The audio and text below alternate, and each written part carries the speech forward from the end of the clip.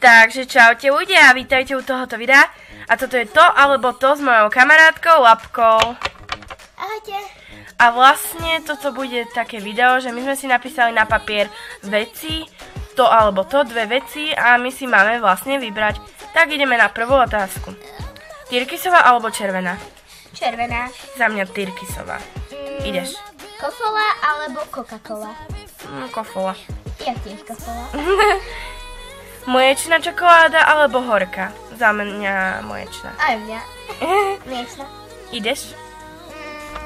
Leto versus zima. Leto. Aj za mňa leto, ale ja mám rada oboje síce. Vlastne aj ja, ale asi sa teraz teším na zimu, takže zima. Za mňa zima. Aj za mňa zima. Takže ideme na ďalšie. Rúža alebo tulipán? Tulipán. Rúža. Ideš. Pes versus mačka. Pes. Za mňa obe. Ja pes. Ideme na ďalšie. Počítač alebo mobil? Počítač. Mobil.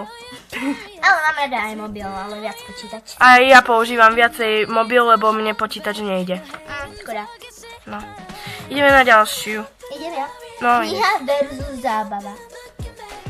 No, tak za mňa zábava. Aj mňa. Zábava, zábava, zábava. Jeseň alebo jar? No? Asi jar, lebo sú kvety, ja mám rada. Ja za to jar, lebo ja som narodená na jar. Jej. Ináč obe.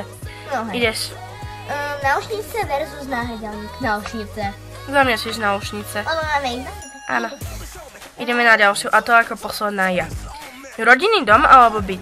No ja skôr bývam v byte, ale chcela by som strašne rodinný dom. Ja bývam v byte a mám rada byt a proste, ale chcela by som aj rodinný dom, ale ja za to, že by sme tam mali samotný bazén a nemuseli by sme proste chodiť po kúpaliskách. Ale vieš, zasa budeš mať bližšie obchody a vieš. Takže za mňa byt.